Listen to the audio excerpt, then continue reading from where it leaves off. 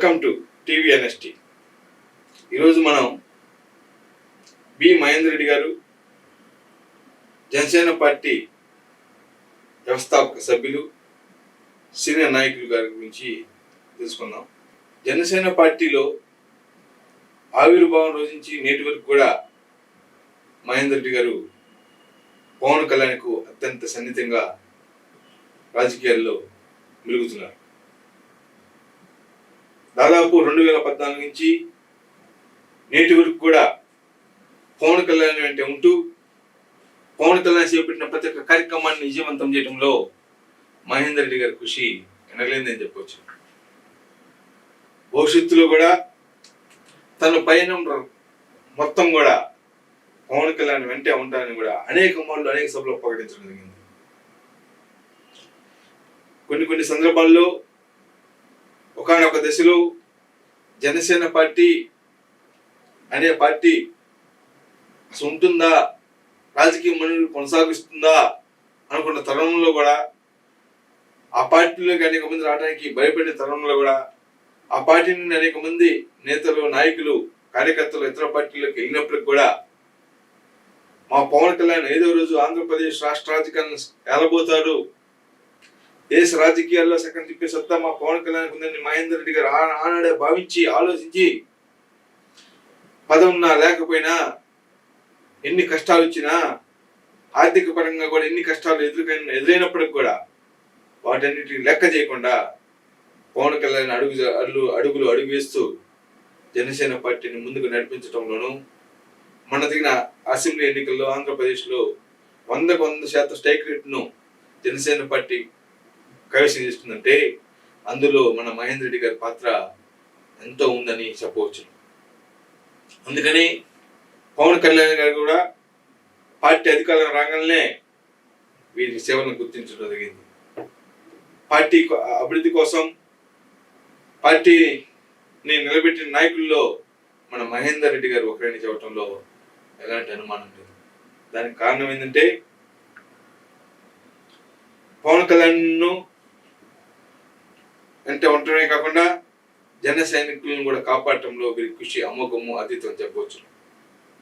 ఇప్పుడు వారి దృష్టి మొత్తం కూడా ఆంధ్రప్రదేశ్ అభివృద్ధి పైన, అదేవిధంగా తెలంగాణ రాష్ట్రంలో కూడా అభివృద్ధి పైన కూడా చెప్పవచ్చు. కూటమి ప్రభుత్వ అధికారంలో ఉండటము, డిప్యూటీ సీఎంగా పవన్ కళ్యాణ్ గారు ఎంతో సమర్థత బాధ్యత నిర్వహించడం వలన ఆంధ్రప్రదేశ్ రాష్ట్రం సర్వేగంగా అభివృద్ధిలో ముందులో ఉంటుంది. అదేవిధంగా తెలంగాణ రాష్ట్రంలో కూడా జనసేన పార్టీ చురుకైన పాత్ర పోషించబోతుందని కూడా మహేందర్ రెడ్డి గారు విశ్వాసాన్ని వ్యక్తం చేస్తున్నారు. మొన్నటి అసెంబ్లీ ఎన్నికల్లో కొంత సీట్ల శాతం తగ్గినా ఏమి లేకపోయినప్పటికీ గణనీయమైన ఓట్లు స్థానాలు రావడం జరిగిందని కూడా అంటున్నారు. రాజకీయాలు అప్ అండ్ డౌన్స్ సహజమని, అంత మాత్రాన మనం నమ్ముకున్న పార్టీని, నమ్ముకున్న సిద్ధాంతాన్ని ఏనాడు ఎరగూడని కూడా అన్నారు. అదే పద్ధతిని మన పవన్ కళ్యాణ్ అనుసరిస్తున్నారని, వారి బాటలో తను పయనించడంతో గర్వం ఉందని కూడా మన మహేందర్ రెడ్డి గారు తెలియజేస్తున్నారు. పదవులు శాశ్వతం కాదు, ప్రజా సేవ శాశ్వతం అని కూడా అంటున్నారు. ఒకన దశలోనే కాకుండా పవన్ కళ్యాణ్ పైన అనేక విమర్శలు వచ్చినవి, వ్యక్తిగత విమర్శలు వచ్చినవి, అయినప్పటికీ కూడా రాజకీయ విమర్శలు వచ్చినప్పటికీ ఏ విమర్శలు వచ్చినా కూడా వ్యక్తిగతంగా కానీ రాజకీయం కానీ ప్రజాశత్రువులు తెలుసుకున్నారు తప్ప ఎక్కడ కూడా అతను కక్ష సాధింపు చర్యలకు కానీ పాల్పడలేదంటే వారి మనసు ఎలాంటిదో మనం అర్థం చేసుకోవచ్చు. నేడు జనసేన పార్టీ ఆంధ్రప్రదేశ్ రాష్ట్రంలో జరిగిన ఎన్నికల్లో 21 స్థానాలు పోటీస్తే 21 స్థానాలను అంటే 100% స్ట్రైక్ రేట్ కొట్టిందంటే అది పవన్ కళ్యాణ్ గారి కృషి, పవన్ కళ్యాణ్ గారి చరిష్మ, పవన్ కళ్యాణ్ గారి పైన ప్రజలకు అభిమానం తప్ప మరొక కారణం కాదని కూడా చెప్పవచ్చు. అంతేకాకుండా కూటమి ప్రభుత్వ అధికారులు రావడానికి మేజర్ రోల్ పోషించిన వ్యక్తి మన పవన్ కళ్యాణ్ అని కూడా చెప్పవచ్చు. ఆంధ్రప్రదేశ్, తెలంగాణ రాష్ట్రాల్లో కాకుండా మొన్న జరిగిన మహారాష్ట్ర ఎన్నికల్లో కూడా పవన్ కళ్యాణ్ అక్కడికి వెళ్ళి ప్రచారం చేస్తే అక్కడ ప్రజానికం అందరూ కూడా ఆశీర్వదించి అక్కడ కూటమి బీజేపీ పార్టీ అభ్యర్థులను కూడా అత్యధిక మెజార్టీతో గెలిపించారంటే అక్కడ పవన్ కళ్యాణ్ ఏ స్థానాల్లో అయితే మహారాష్ట్రలో ప్రసారం చేశారో ఆ అన్ని స్థానాల్లో కూడా బీజేపీ పార్టీ కూటమి అభ్యర్థులు గెలుపొందారంటే పవన్ కళ్యాణ్కి తెలుగు రాష్ట్రాల్లో కాకుండా దేశవ్యాప్తంగా కూడా అభిమానులు ఉన్నారు అని కూడా చెప్పవచ్చు. దానికి మహారాష్ట్ర ఎన్నికలే ఒక కారణం చెప్పవచ్చు. ఈ మహారాష్ట్ర ఫలితాలు వెలువడిన తర్వాత మోడీ గారు, అమిత్ షా గారు కూడా పవన్ కళ్యాణ్ ప్రత్యేకంగా పిలిపించుకొని మీ సేవలు మాకు అవసరం, మీరు భవిష్యత్తులో మంచి దేశాన్ని ఏలే నాయకుడు కాబోతున్నారని ఆశీర్వించారంటే పవన్ కళ్యాణ్ గారికి ఉన్న ఇమేజ్ ఏమిటో మనకు అర్థమవుతుంది. ఆంధ్రప్రదేశ్లో కూడా ప్రభుత్వంలో క్రియాశీలక పాత్రను మన డిప్యూటీ సీఎంగా పవన్ కళ్యాణ్ నిర్వహిస్తున్నారు. కలెక్టర్ల సమావేశాలు జరిగినా, అదేవిధంగా పోలీస్ ఉన్నతాధికారుల సమావేశాలు జరిగినా కూడా అతను ఒకటే దిశానిర్దేశం చేస్తున్నారు. అవినీతికి పాల్పడే అధికారిని కానీ, అవినీతికి పాల్పడిన రాజకీయ నాయకుడిని కానీ, అవినీతికి పాల్పడే ఏ పార్టీ కార్యకర్త కానీ వారి పైన చట్ట ప్రకారం చర్యలు తీసుకోవడం జరుగుతుందని కూడా అనేక మార్లు హెచ్చరించారంటే పరిపాలన ఎంత నిజాయితీగా జరుగుతుందో, పాలన ఎంత నిక్కచ్చగా జరుగుతుందో ఆంధ్రప్రదేశ్ రాష్ట్రంలో మనం అర్థం చేసుకోవచ్చు. అదేవిధంగా ప్రజలు మనకిచ్చిన అవకాశాన్ని ప్రజల కోసమే వినియోగించాలి తప్ప వ్యక్తిగత స్వార్థం కోసము లేకపోతే తమ రాజకీయ ప్రయోజనాల కోసము వినియోగించుకుని అనేది పవన్ కళ్యాణ్ గారి సిద్ధాంతం అని, ఆ సిద్ధాంతంలో తాను ఒకరిగా పనిచేయడం తనకు ఎంత గర్వకారంగా ఉందని కూడా మహేందర్ రెడ్డి గారు అంటున్నారు. జనసేన పార్టీ కూడా అంచెలంచెలుగా ఎదుగుతుందని, ఆంధ్రప్రదేశ్ రాష్ట్రంలో ఇప్పటికే ఆ పార్టీ ఒక స్థాయిలోకి వెళ్ళిపోయిందని, ముఖ్యమంత్రిని నియమించడంలో కూడా జనసేన పార్టీ కీలక పాత్ర పోషిస్తుందని, అదే తరహాలో రాబోయే రోజుల్లో తెలంగాణ రాష్ట్రంలో కూడా జనసేన పార్టీ ఒక వెలుగు ఎలగబోతుందని కూడా ఆశాభావాన్ని వ్యక్తం చేసినారు. ఏ ప్రభుత్వ అధికారి అయినా సరే, ఏ ప్రభుత్వ ప్రజాప్రతినిధి అయినా సరే అవినీతికి పాల్పడితే అతను సొంత పార్టీయా లేకపోతే ప్రతిపక్ష పార్టీని చూడకుండా అతన్ని పైన చర్యలు తీసుకునే విధంగా వ్యూహం ఆదేశాలు జారీ చేస్తున్నారంటే పవన్ కళ్యాణ్ ప్రజల పక్షాన ప్రజాపాలన ఎంత నిస్వార్థంగా అందిస్తున్నారో మనకు అర్థమవుతుంది. కొంతమంది వైసీపీ శక్తులు, వైసీపీ చోటా మోటా నాయకులు పవన్ కళ్యాణ్ పైన అనేక విమర్శలు చేస్తున్నారు. ఇప్పటికీ ఈ రాజకీయంగా విమర్శలు అయినప్పటికీ కూడా వాటన్నిటిని పట్టించుకోవాల్సిన అవసరం లేదని కూడా జన సైనికులకు తెలియజేస్తున్నారు. ఎందుకంటే పవన్ కళ్యాణ్ చేస్తున్న పాలన అన్ని కూడా ప్రజలు గమనిస్తున్నారని, మళ్ళా 4 సంవత్సరాల తర్వాత ప్రజల్లో తీర్పు వాళ్ళేస్తారని, ఈ అవినీతికి పాల్పడిన అక్రమాలకు నిలవైన వైసీపీ పార్టీ చేసే విమర్శలను పట్టించుకోవాల్సిన అవసరం లేదని కూడా అంటున్నారు. ఎన్నో సంఘటనలు జరిగిన రాష్ట్రంలో అన్నిటిపై కూడా సమగ్ర విచారణకు ఆదేశాలు ఇస్తున్నారంటే అది పవన్ కళ్యాణ్ గారికి ప్రజల పక్షం ఉన్న అభిమానం ఏమిటో మనకు అర్థమవుతుంది. ఓ పక్క ప్రభుత్వంలో మంత్రిగా, డిప్యూటీ సీఎంగా బాధ్యత నిర్వహిస్తూ, మరో పక్క జనసేన పార్టీని కూడా రోజు రోజుకు దినదినాభివృద్ధి చేస్తున్న ఘనత వీరికే దక్కుతుందని చెప్పవచ్చు. పార్టీ కష్టకాలంలో ఆదుకున్న కార్యకర్తలందరికీ కూడా సమాన న్యాయం చేస్తున్న ఘనత పవన్ కళ్యాణ్దే. ఇప్పటికే కూటమి ప్రభుత్వంలో మన భాగస్వామ్యం ఉన్న వలన, రాష్ట్రంలోనూ కేంద్రంలోనూ కూడా ఉండటం వలన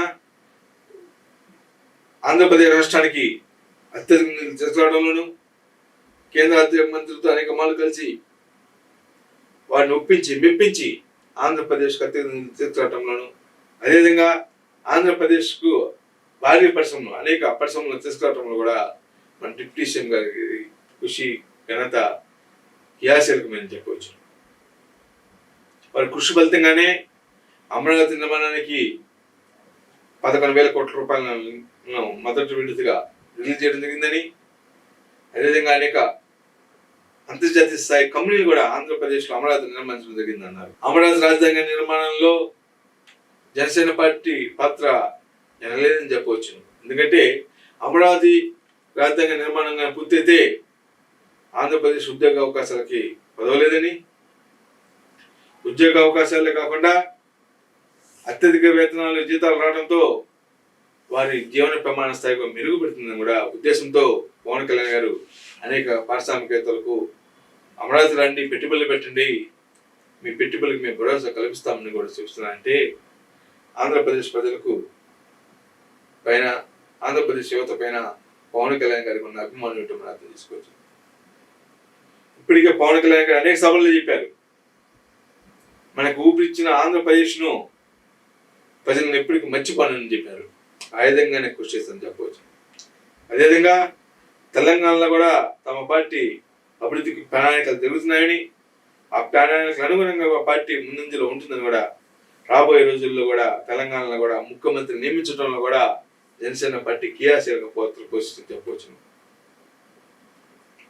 దేశ రాజకీయాల్లో కూడా పవన్ కళ్యాణ్ గారికి అనేక పార్టీలు ఇప్పటికి ఆహ్వానం పలుకుతున్నాయని కూడా అనవచ్చు. ఎందుకంటే త్వరలో జరగబోయే ఢిల్లీ ఎన్నికల్లో కూడా కూటమి, భారతీయ జనతా పార్టీ కూటమి అభ్యర్థులతో ప్రసారం రావాలని కూడా పవన్ కళ్యాణ్కి ఇప్పటికే అనేక పార్టీలు, బీజేపీ కూటమి పార్టీలు ఆహ్వానించినాయంటే పవన్ కళ్యాణ్ గారికి ఉన్న శిక్షమ ఏమిటో మనం అర్థం తీసుకొచ్చింది. ఢిల్లీ ఎన్నికల ప్రసారానికి కూడా బీజేపీ పార్టీ కూటమి అభ్యర్థుల తరపున పవన్ కళ్యాణ్ ప్రసారానికి వెళ్ళడం జరుగుతుందని, అక్కడ కూడా ప్రసారం చేసి ఈసారి ఢిల్లీ పీఠం పైన కాషాయ జెండా ఎగరించడంలో పవన్ కళ్యాణ్ క్రియాశీలక వ్యక్తి కాబోతున్నారని, ఢిల్లీ ఎన్నికల తర్వాత దేశ రాజకీయాల్లో పవన్ ఒక తుఫాన్ అవుతారని కూడా చెప్పడంలో ఎలాంటి అనుమానం లేదని కూడా మహేందర్ రెడ్డి గారు ఎంతో గర్వంగా తెలియజేస్తున్నారు. ఆంధ్రప్రదేశ్లో ఎలాగైతే ఒంటి చేతితో అధికారాన్ని కైవసం చేసుకున్నారో, ఢిల్లీలో కూడా ఒంటి చేతితో బీజేపీ కూటమి అభ్యర్థిని గెలిపించి ఢిల్లీ పీఠాన్ని కైవసం చేసుకుని మోడీకి, అమిత్ షాకు కానికి ఇవ్వడానికి పవన్ కళ్యాణ్ త్వరలోనే ఢిల్లీలోని జరగబోయే ఎన్నికల ప్రసారానికి వెళ్ళబోతున్నారని కూడా చెప్పవచ్చు.